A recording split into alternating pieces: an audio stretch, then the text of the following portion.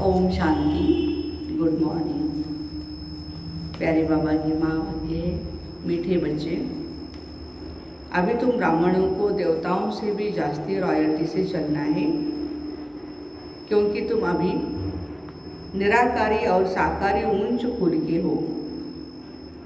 आज हम 1 सितंबर 2022 के माह की सुनते हैं। तो ब्राह्मणों को देवताओं से भी जास्ती रॉयल्टी से चलना है, क्योंकि तुम अभी निराकारी और साकारी ऊंच कुल के हो। प्रश्न है, किन बच्चों का मुखड़ा फूल की तरह खिला हुआ रहेगा? मुखड़ा माना चेहरा। उत्तर है, जिन्हें गुप्त खुशी होगी कि हम बाबा से बेहद विश्व का वर्षा ले रहे हैं, वर्षा लेकर विश्व का मालिक बन रहे हैं, जो ज्ञान और योग से सतोप्रधान बनते जा रहे हैं, आत्मा पवित्र होती जाती है। ऐसे बच्चों का मुखड़ा फूल की तरह खुशी में खिला हुआ रहेगा। आत्मा में ताकत आती जाएगी, मुख से ज्ञान रत्न निकलते निकलते रूप बसंत बन जाएंगे। नई राजधानी का साक्षात्कार होता रहेगा। गीत है, मरना तेरी गली में, जीना तेरी गली में। ओम शांति। मीठे मीठे बच्चों ने अच्छी तरह समझ लिया है, हमको बाबा के गले का हार बनना है। ये किसने कहा? आत्मा ने। अभी आपके ही गले का हार बनना है, देह अभिमान छोड़ना है। अभी हम रुद्रमाला में पिरोएंगे, वापस जाना है ना, इसलिए जीते जी देह अभिमान छोड़ देना है। आत्मा परमात्मा की संतान है, हम उनसे वर्षा ले रहे हैं। बच्चों को यह नशा रहना चाहिए तो बुद्धि शिव बाबा की तरफ चली जाएगी। हम आत्मा उनकी संतान है, अभी ब्रह्मा द्वारा उनके पोतरे बने हैं। निराकार बाबा, साकार दादा बाबा है, ऊंचते ऊंच। मनुष्य जो ऊंचे धनवान होते हैं वह बड़ी रॉयल्टी से चलते हैं। अपने पोजीशन का उनको नशा रहता है। तुम बच्चों को अंदर में बहुत खुशी होनी चाहिए। बाबा की याद में रहना यह देही अभिमानी अवस्था है, जिससे तुम्हारा बहुत फायदा है। तुम बच्चे जानते हो हम ईश्वरीय संतान ब्रह्मा की संतान हैं। बाबा कहते हैं तुम मेरे बच्चे हो ही, अभी तुमको ब्रह्मा द्वारा एडॉप्ट करता हूँ। तुम्हें यह नशा रहना चाहिए, हम निराकारी और साकारी ऊंच ब्राह्मण कुल के हैं। हम अपने को ब्राह्मण समझना है, हम ईश्वरीय संतान ब्रह्मा की औलाद है। तुम जानते हो हम ब्राह्मण से देवता बन रहे हैं, ये नहीं भूलना चाहिए। तुम ब्राह्मण को देवताओं से भी अधिक रॉयल्टी से चलना चाहिए। तुम्हारा अमूल्य जीवन अभी बनता है। पहले कौड़ी जैसा था, अभी हीरे जैसा बना है, इसलिए तुम्हारी महिमा है। मंदिर भी तुम्हारे यादगार बने हैं। सोमनाथ जिसने देवताओं को ऐसा बनाया, उनका भी यादगार है, तुम्हारा भी यादगार है। सोमनाथ ने अविनाशी ज्ञान रत्न दिए तो उनका मंदिर कितना अच्छा बनाया है। तुम जब गीत सुनते हो जानते हो अभी हम शिव बाबा के गले का हार बने हैं। बाबा हमको पढ़ाते हैं, हमको पढ़ाने वाला कौन? वो भी खुशी होनी चाहिए। पहले अलग वे पढ़ते हैं तो पट जमीन पर बैठ करके, फिर बेंच पर बैठते हैं, फिर कुर्सी पर। प्रिंस प्रिंसेस तो कॉलेज में कोच पर बैठते हैं। प्रिंस प्रिंसेस कॉलेज में कोच पर बैठते हैं। उनको पढ़ाने वाला कोई प्रिंस प्रिंसेस नहीं होता, वह फिर कोई टीचर होता है। परंतु मर्तबा तो प्रिंस प्रिंसेस का ऊंचा होता है। तुम तो सतयुगी प्रिंस प्रिंसेस से भी ऊंच हो ना। वह फिर देवताओं की संतान है, तुम हो ईश्वरीय संतान। जिसे वर्षा लेना है उनको भी याद करना है।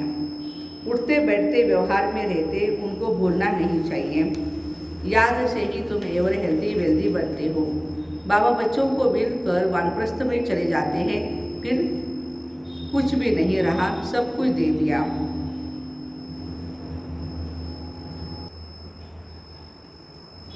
जैसे तुम विल करते हो, बाबा यह सब आपका है।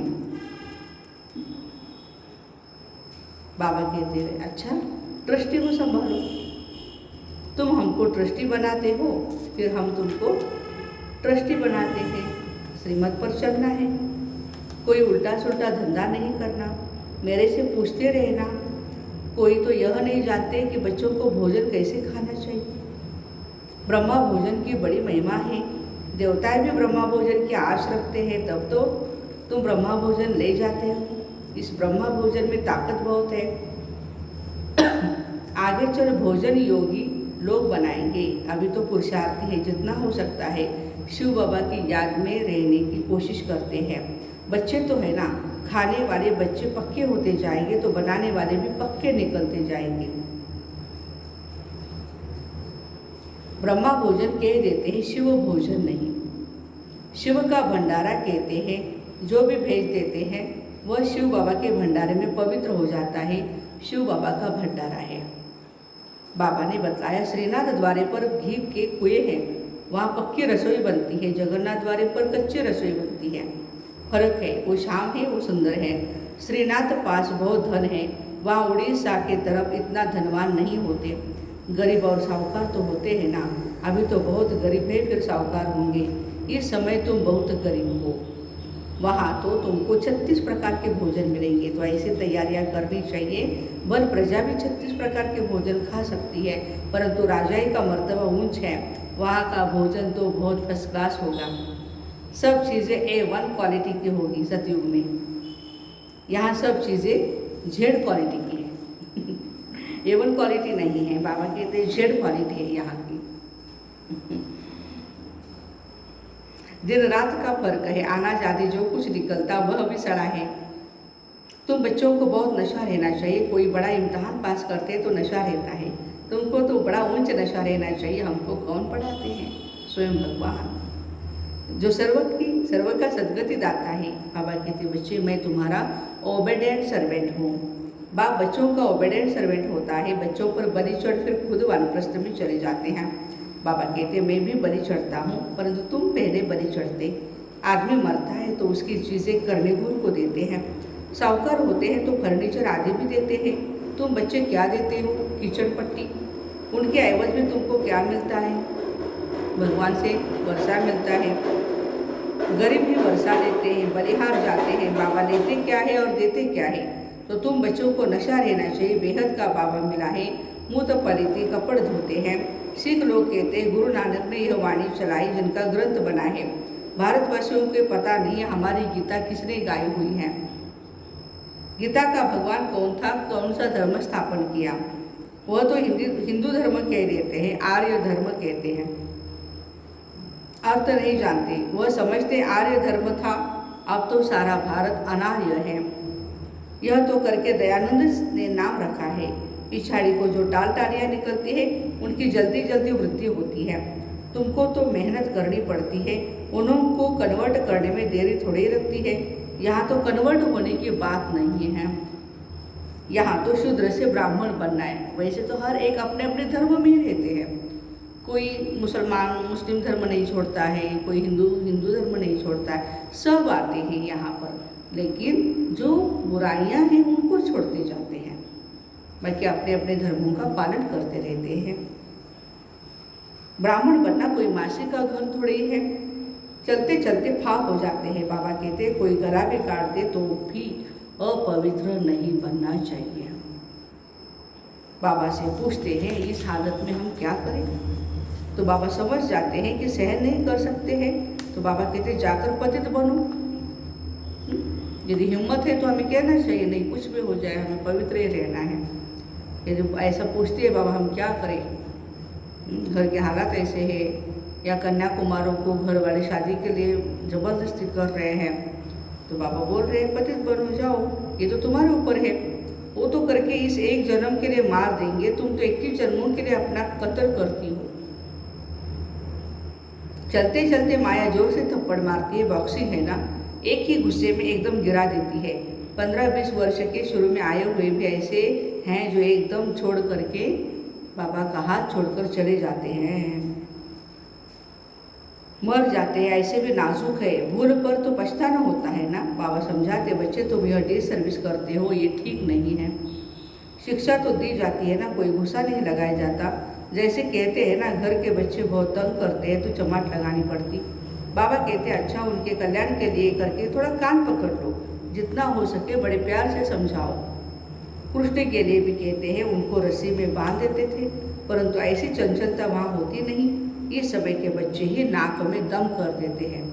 श्री कृष्ण तो बहुत रॉयल और बहुत ही शांत, हर्षित ऐसा छोटा बालक है, प्रिंस है, बहुत रॉयल्टी होती है उनमें, चंचलता नहीं होती आज के बच्चों जैसे। तो बाबा समझाते बच्चे मंजिल बहुत ऊंची है, हर बात में पूछो। बाबा युक्तियाँ बतलाते हैं, हर एक की बीमारी अलग अलग है, कदम कदम पर सावधानी लेनी है, नहीं तो धोखा खाएंगे। बहुत बहुत मीठा बनना है। शिव बाबा कितना मीठा, कितना प्यारा है। बच्चों को भी ऐसा ही बनना चाहिए।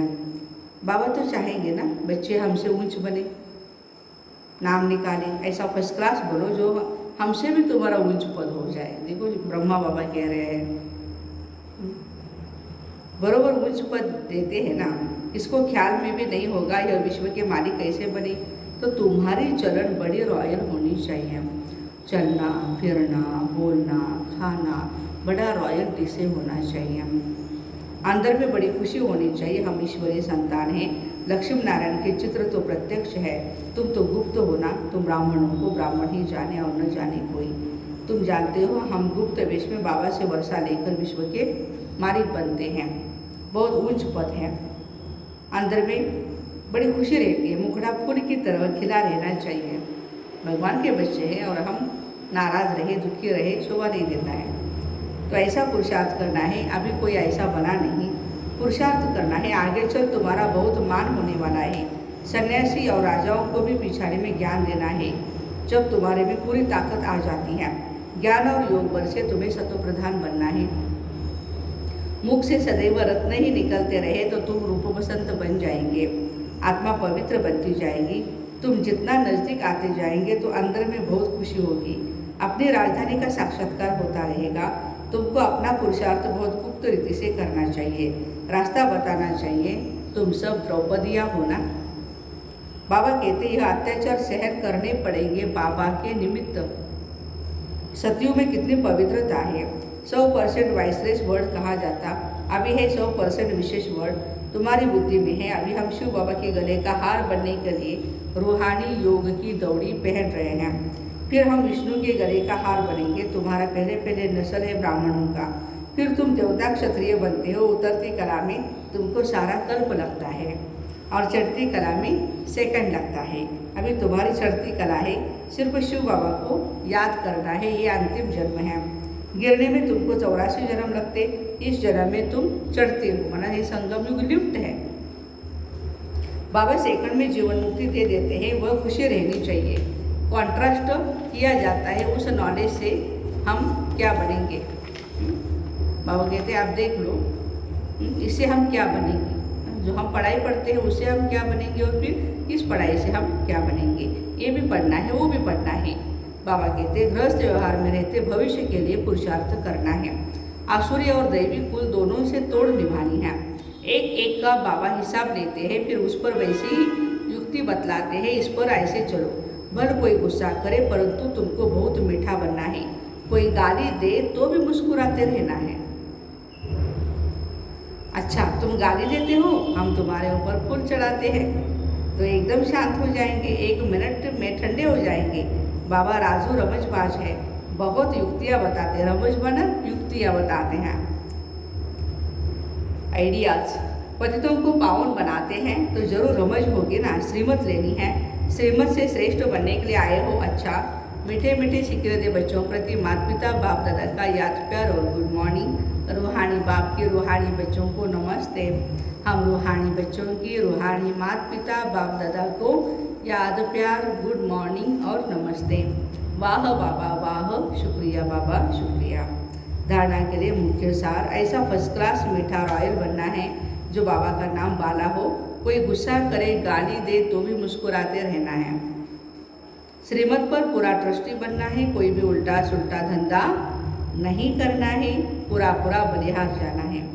वरदान, पूर्वजपन की स्मृति द्वारा सर्व की पालना करने वाले शुभ वृत्ति व मनसा शक्ति संपन्न भव।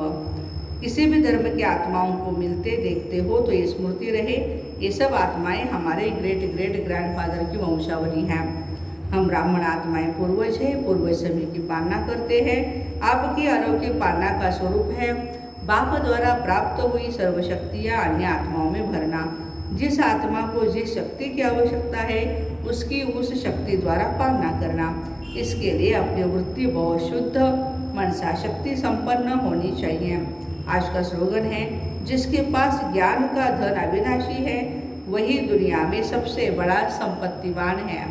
जिसके पास ज्ञान का धन अविनाशी है वही दुनिया में सबसे बड़ा संपत्तिवान है।